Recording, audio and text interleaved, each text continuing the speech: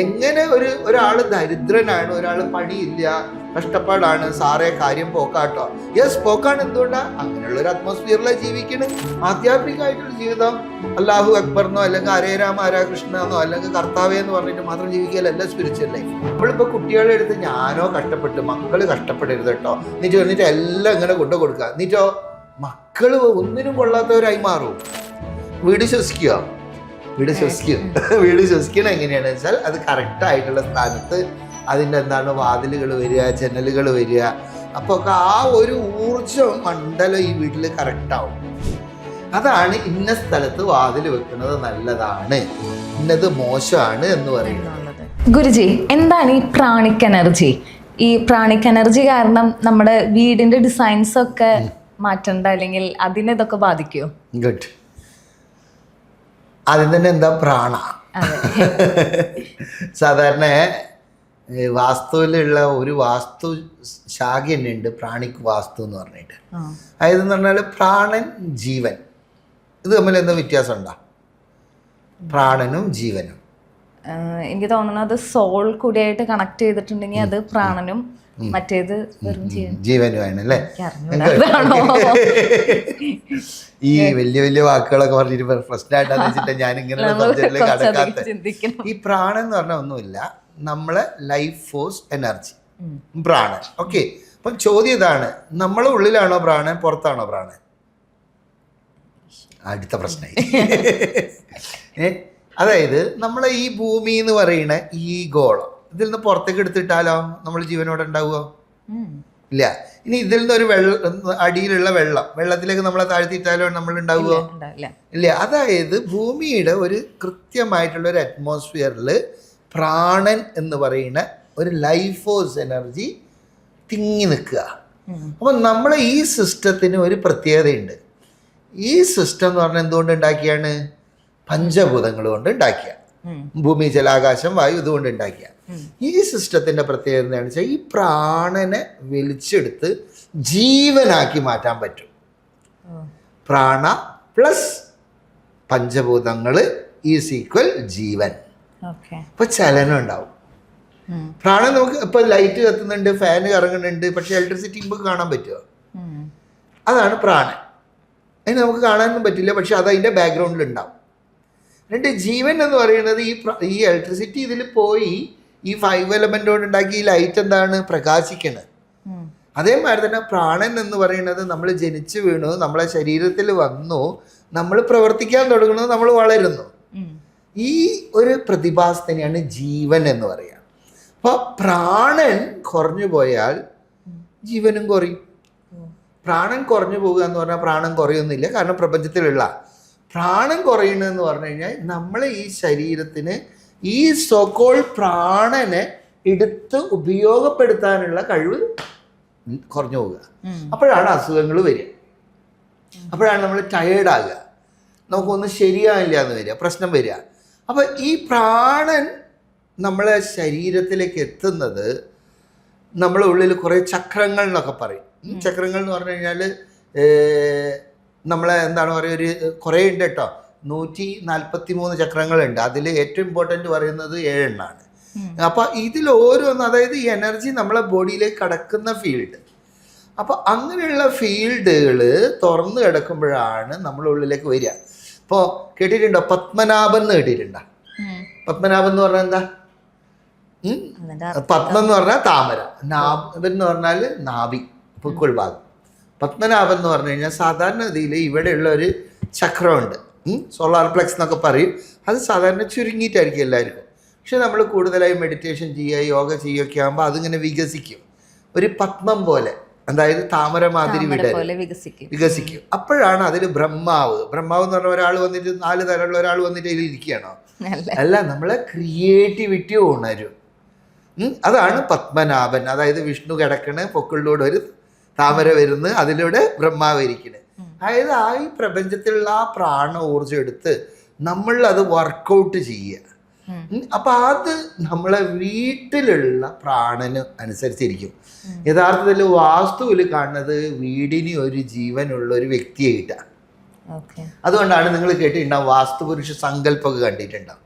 വടക്ക് കിഴക്ക് തലയും തെക്ക് പടിഞ്ഞാറ് കാലും ഒക്കെ ആയിട്ട് വടക്ക് കിഴക്കുന്ന തെക്ക് പടിഞ്ഞാറിലേക്കാണ് നേരെ വീട്ടിൻ്റെ നെട്ടല് വരിക. അതുപോലെ തന്നെ നമുക്കുള്ള മാതിരി ചക്രങ്ങളുള്ള മാതിരിയൊക്കെ വീട്ടിനും ഉണ്ട് ഓരോരോ ഇതും. നേരത്തെ ഞാൻ പറഞ്ഞിരുന്നു ഒരു സൂക്ഷ്മവും ഉണ്ട് ഒരു സ്ഥൂലവും ഉണ്ട് എന്ന്. എല്ലാത്തിനും ഉണ്ട് കേട്ടോ ഈ സൂക്ഷ്മവും സ്ഥൂലവും. അതായത് സ്ഥൂലം എന്ന് പറഞ്ഞാൽ നമുക്ക് തൊടാൻ പറ്റുന്നത് കാണാൻ പറ്റുന്നത് ഇതൊക്കെ സ്ഥൂലം. പക്ഷെ ഇതിൻ്റെ ഉള്ളിലുള്ള ഈ ഇലക്ട്രിസിറ്റി ഉണ്ടല്ലോ, ഇതിപ്പോൾ കാണാൻ പറ്റുമോ? ഇതിനെയാണ് സൂക്ഷ്മം എന്ന് പറയുക. അതായത് സെറ്റിൽഡ് ലൈഫ് ഫോഴ്സ് എനർജി. അപ്പോൾ ഒരു വീട്ടിൻ്റെ പ്രാണൻ എന്ന് പറയുന്നത് ആ വീടിൻ്റെ ശ്വാസനം ശരിയാണെന്ന് പറയും. വീട് ശ്വസിക്കുക, വീട് ശ്വസിക്കും. വീട് ശ്വസിക്കണം എങ്ങനെയാണെന്ന് വെച്ചാൽ അത് കറക്റ്റായിട്ടുള്ള സ്ഥാനത്ത് അതിൻ്റെ എന്താണ് വാതിലുകൾ വരിക, ജനലുകൾ വരിക. അപ്പോൾ ഒക്കെ ആ ഒരു ഊർജ മണ്ഡലം ഈ വീട്ടിൽ കറക്റ്റാവും.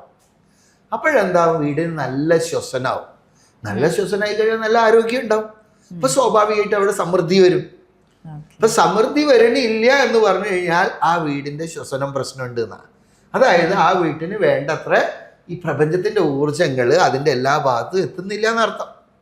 അപ്പം അത് കറക്റ്റ് ചെയ്യാനാണ് നമ്മൾ ഈ എന്താ പറയുക ചില സാധനങ്ങൾ ഉപയോഗിക്കൂ. ഇനി അതിൽ തന്നെ എന്ന് പറഞ്ഞാൽ ചില സൂത്രങ്ങളൊക്കെ ഇതാകുക അങ്ങനെയുള്ളതൊക്കെ വരിക. അപ്പോൾ സൂത്രം എന്ന് പറഞ്ഞാൽ കേരളത്തിൽ ഉപയോഗിക്കുന്ന സൂത്രം ഇതുമായിട്ട് കുറച്ച് വ്യത്യാസമുണ്ട് കേട്ടോ. കേരളത്തിൽ സൂത്രം എന്ന് പറഞ്ഞാൽ സൂത്രം എന്ന് പറഞ്ഞ വാക്കിൻ്റെ അർത്ഥം ചരട് എന്നാണ്.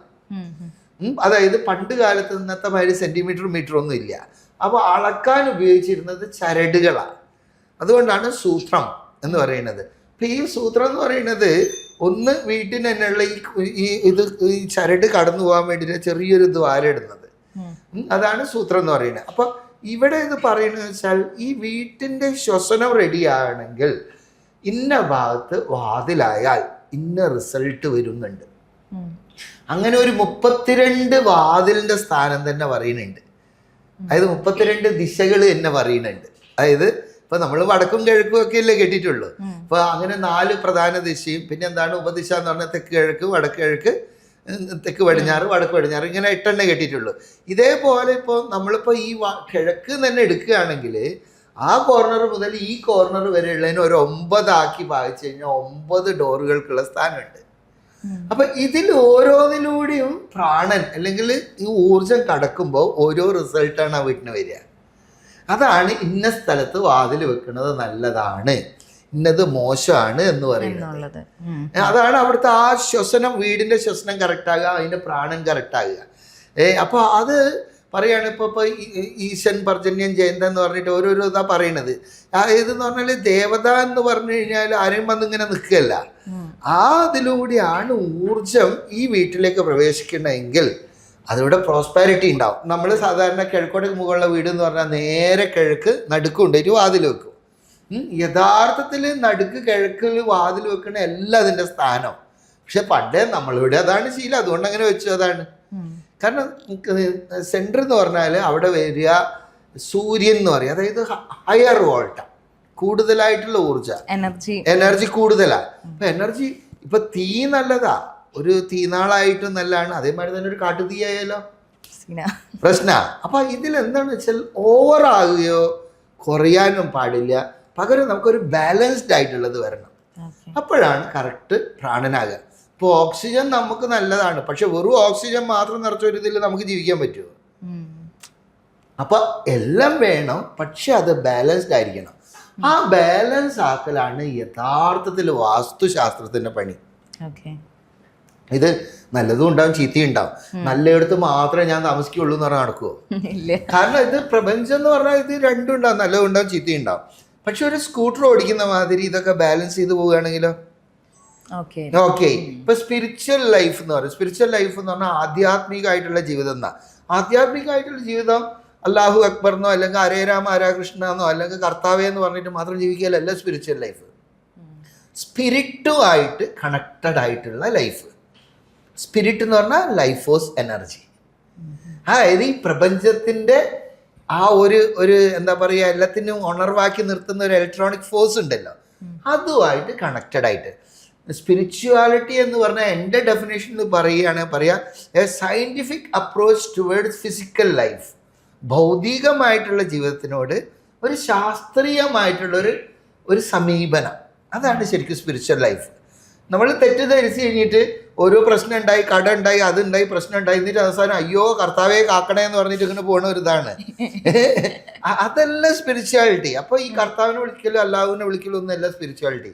അതൊക്കെ ഓരോ സിസ്റ്റങ്ങൾ ഉണ്ടാക്കിയതിൻ്റെ പുറത്തുള്ള ഇത് മാത്രമേ ഉള്ളൂ. അതായത് ഒരു പഴത്തിന് തൊലി ഉണ്ടാവും, ഈ തൊലികളാണ് ഈ കാണുന്നതൊക്കെ. അപ്പോൾ അതൊരു പച്ചത്തൊലി ഉണ്ടാവും, മഞ്ഞത്തൊലി ഉണ്ടാവും, ഇതൊക്കെ പല ടൈപ്പുള്ള കളേഴ്സിലുള്ള റെഡ് കളറിലുണ്ട്, അങ്ങനെ പല തൊലികളും ഉണ്ടാവും.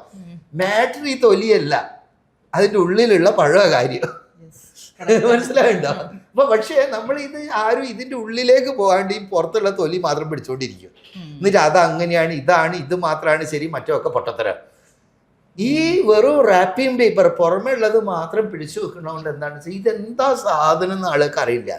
സ്പിരിച്വാലിറ്റി എന്ന് പറഞ്ഞു കഴിഞ്ഞാൽ, ആധ്യാത്മികത എന്ന് പറഞ്ഞാൽ സ്പിരിറ്റുമായിട്ട് ബന്ധപ്പെട്ടിട്ട്, അതായത് ലൈഫ് ഫോഴ്സ് എനർജി ആയിട്ട് ബന്ധപ്പെട്ടിട്ട് ജീവിക്കുക.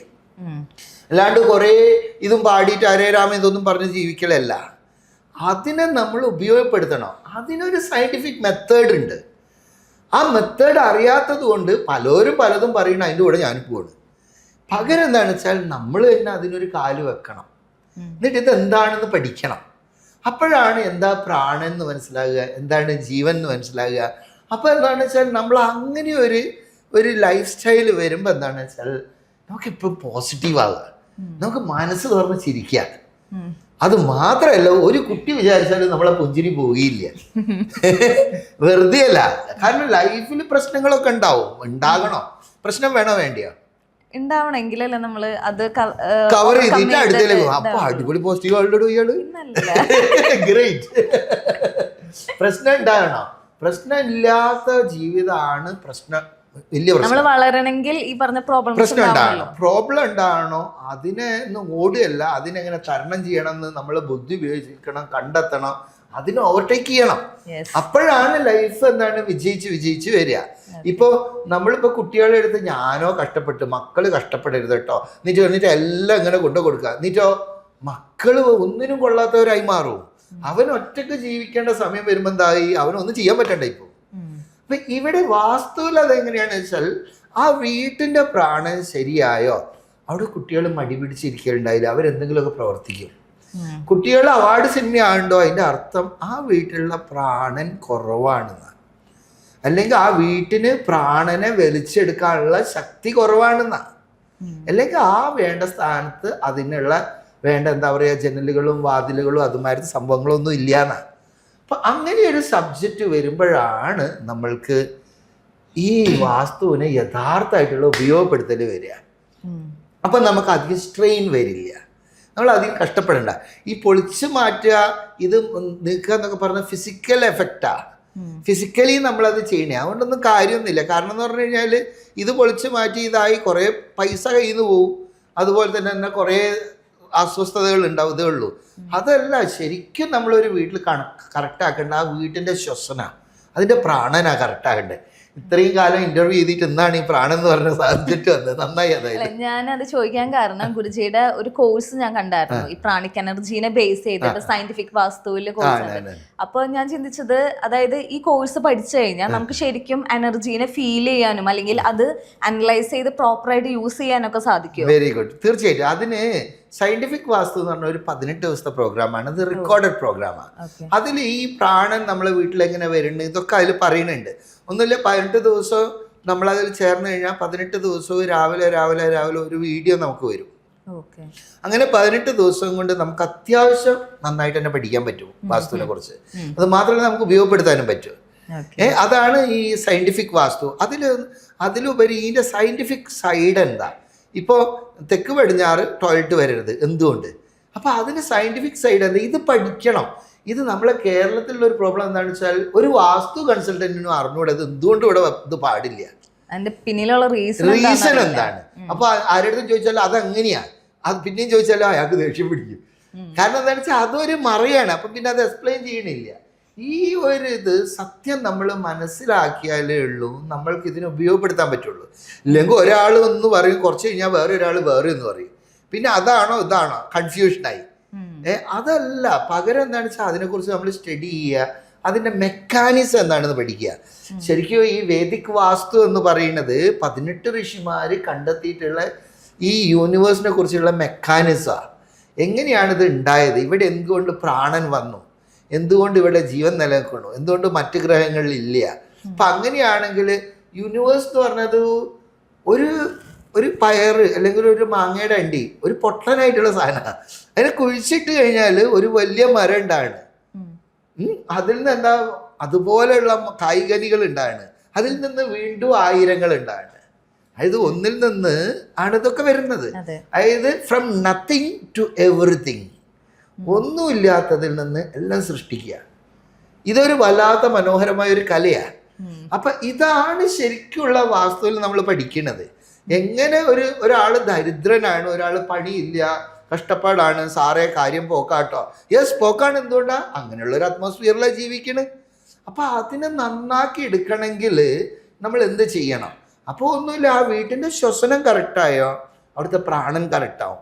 അതോടുകൂടി അതിൽ ജീവിക്കുന്നവർക്ക് ഉണർവ് വരാൻ തുടങ്ങും, ഉത്സാഹം വരാൻ തുടങ്ങും. അവാർഡ് സിനിമയൊക്കെ മാറി ഒരു ആക്ഷൻ ത്രില്ലറായി മാറും.